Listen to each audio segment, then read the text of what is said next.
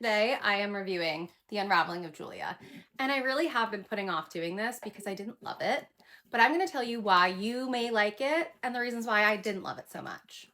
Before we get into that, I have my little drink of the day, and I have actually been using Emma Chamberlain's cold brew sachets. This one I believe is the vanilla flavor, and I mixed it with cookie butter Chobani creamer, and it's actually very good. So this is my drink of the day. I do feel like it's fitting that, hi Bubbles. I do feel like it's fitting that I'm wearing camo today because I kind of want to hide from this review. I hate giving negative reviews, but I know in the comments a few of you voted on a book club book, and this one had the majority of the votes, so we went with it. But I sadly don't really recommend it. So if you haven't started it yet, I don't know. Listen to this review and decide for yourself if you think it's right for you. I do think you will like this book. If you like supernatural things, if you're a little bit more into the romance, if you're into like, car chases and things like that, there's so much that happens in this book. So I think if you like love a romance, you love a book that has a little bit of everything, this honestly would be the book for you. Me personally, I went into this thinking it was a psychological thriller, and I did not feel like it held up to that title. So it's not necessarily that it's a bad, can you breathe? It's not necessarily that it's not a good book. It just, I had different expectations going into it. So if you are going to read this, understand that I don't think it's much of a psychological thriller. There's some thrilling aspects. There's romance and mystery. There's a little bit of everything in here. I recently saw this clip of Taylor Swift. She's on like one of the late night shows, and they ask her like what she likes to read, and she starts explaining like, oh, it's romance and like supernatural and ghosts and gothic and all this stuff. And that is this to a T. So if you've actually heard that clip and you've heard what Taylor Swift likes to read, I think this might be a book for her. It's just not for me. So I love the premise of the book.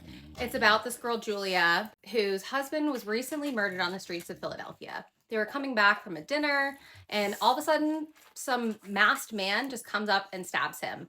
This is obviously very traumatizing for Julia, and she spends the next year or so just living inside of her apartment in Philly. I don't want to give too many spoilers, but some of the background information is Julia's adopted. She does not have a good relationship with her father, and her mother has passed away. She really only has found family through her friend, who is kind of her sounding board throughout a lot of this book, and in my opinion, like the voice of reason. I personally did not love Julia in this book, and I found her quite frustrating. A quick pause because now my other dog is eating, so sorry if it's loud. Julia finds out that she has an inheritance in Italy that she can claim. It's a couple million euros, significant sum of money. So she goes off to Italy to try to uncover what this is about. Is it her family? Because she knows nothing about her adopted family. And you go down almost like this weird rabbit hole of why does she have this inheritance? For me, I was really not expecting it to have a supernatural turn.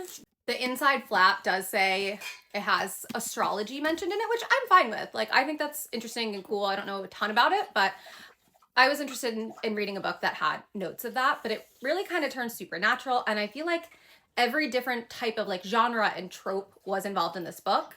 So I didn't really feel like it was much of a thriller. I honestly was rolling my eyes at the book, and I hate that. It's just not my style of book. I love thrillers. So for me, I went into this thinking it was a psychological thriller. It's literally written down there, and I truly didn't think it met up with that. So unfortunately, I have to give my review of 2 stars, 1.5 stars. I hate to have to do that, but this was just not the book for me. But like I said, just because it wasn't for me, it might be something you're interested in.